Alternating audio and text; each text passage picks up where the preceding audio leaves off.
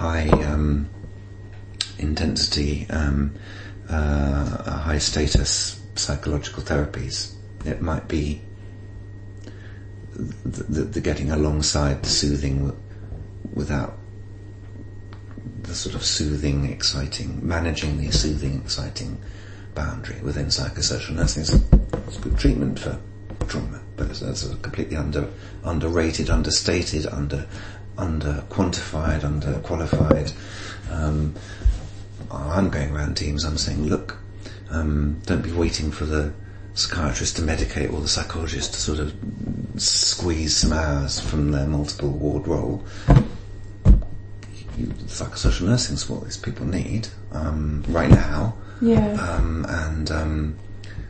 And by that I'm influenced by therapeutic community tradition, but not just that, but just getting alongside the whole person and deploying the whole self in the getting alongside. And do you know what I mean? That might be an intervention for trauma. But, that's really, and that certainly resonates. Yeah, it definitely resonates. So in a way, are we afraid to do it? We might be right, but I think there is a problematic bit of not taking cognizance of just full horror of what some people go through. And you said something about earlier on about systems, being iatrogenic, I think was the word you used. I'm wondering how that fits in with what you just said about doing trauma work and. Well, yeah, because these are very hierarchical places. I must say I don't step onto Spring Ward, but when I step onto the other wards, why do birds suddenly appear? There's a sort of, are you a doctor? Because I'm a white, middle-class man in a jacket, and so I must be a doctor, and therefore I must have the power to medicate or give leave, and it's often the wrongly placed patients that come, in fact, and say, "Oh, you're a doctor, my shirt and my badges."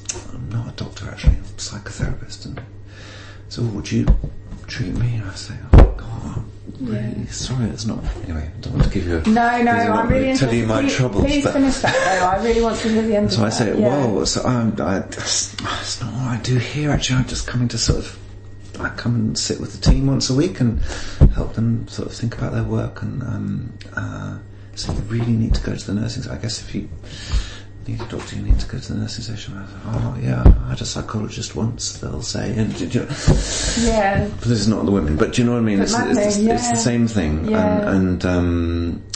And so there you are. If I was wandering around oblivious, this is a reminder of power and power differentials. So I suppose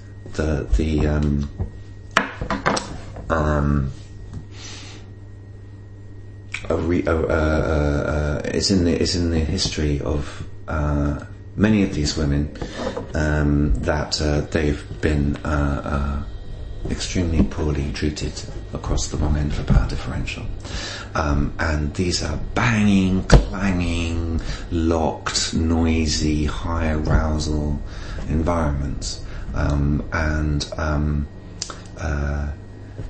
people are afraid to get next to the women and afraid to leave them to their own devices, and to getting into terrible tangles about sexuality and ordinary.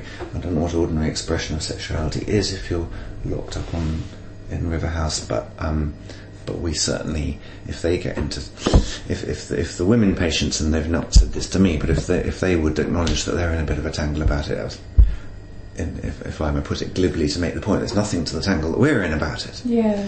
Gosh, do we allow them in? Do we not allow them in? What happens if they make a baby? All of this. Just condoms. It's like the anxiety storm is colossal, but it's sort of one-eyed. It's objectifying, and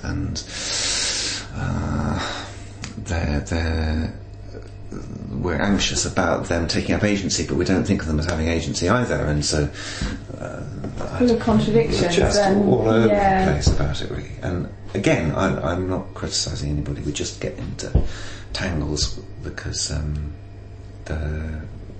we're. I think lots of things, but I suppose we're just at a horrible interface, and.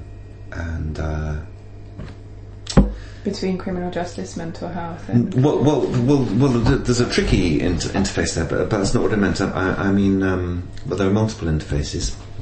We're across many different borderlines, but what I meant is, and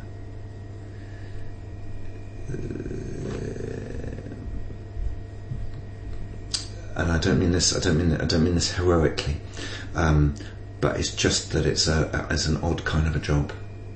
And people when they sign up for the job don't know what is coming their way, and have not imagined what they might hear or what they might read, and these kind of glossy or ancient rickety medium secure units behind fences in orchards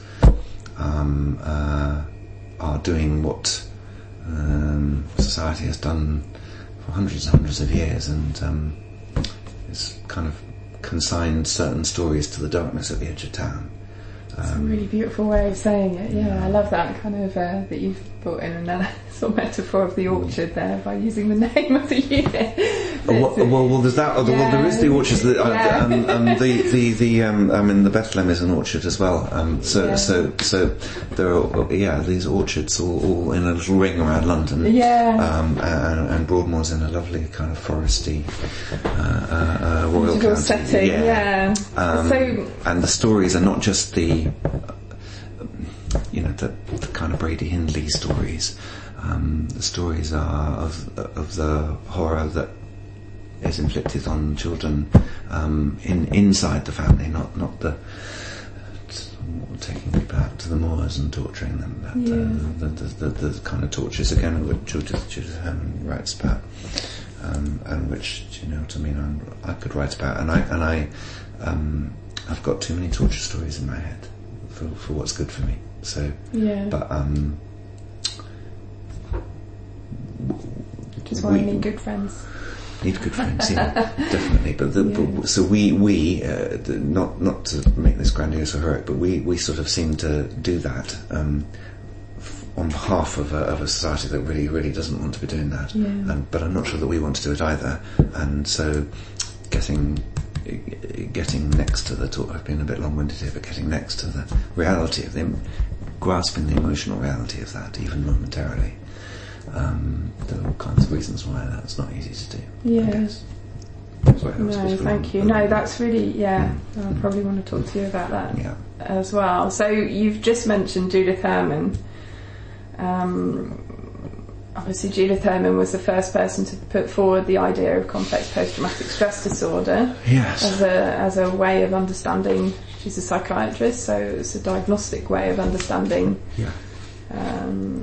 some women who might fall under the category at the moment of personality disorder, borderline personality disorder.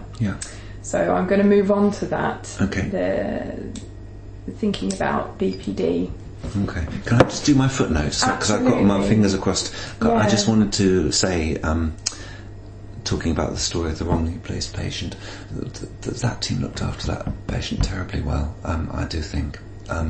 It's not always that this is where teams are sometimes at their best, paradoxically, because they spend the whole 2 years or the whole 3 years or the whole 5 years trying to get rid of the patient. It sounds awful, and it is awful, but